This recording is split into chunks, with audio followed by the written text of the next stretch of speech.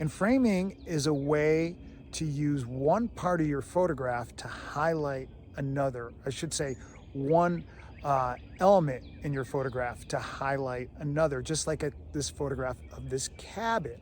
We take a look at the photograph of the cabin, we can see that it's being framed by the branches. So we're using the foreground element to frame the subject, which is the cabin.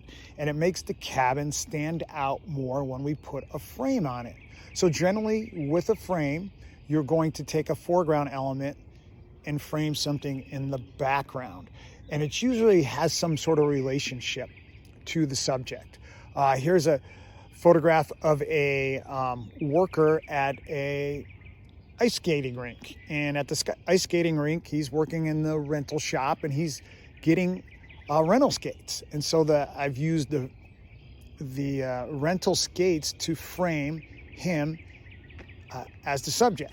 So there's a direct connection between him and the skates. And now here's another photograph, which is a little different. This boy, I photographed him in Africa when I was working with a magazine, and the frame is not completely in the foreground.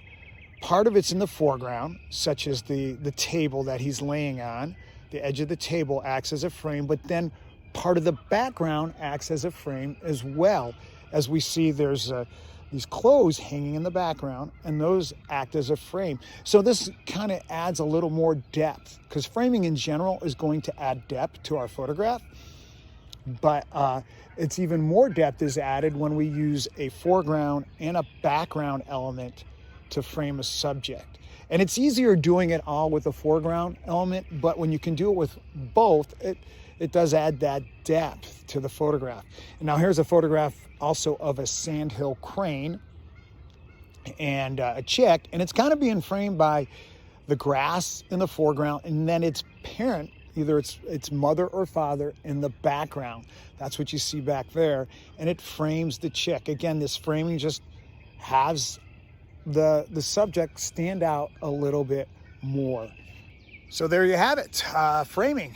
And I'll be putting out the next video in about a week or so. But if you want to get all 10 tips and a PDF, visit my website, visualverse.thecreationspeaks.com, visualverse.thecreationspeaks.com, and you could download my PDF, 10 quick ways to improve your photography.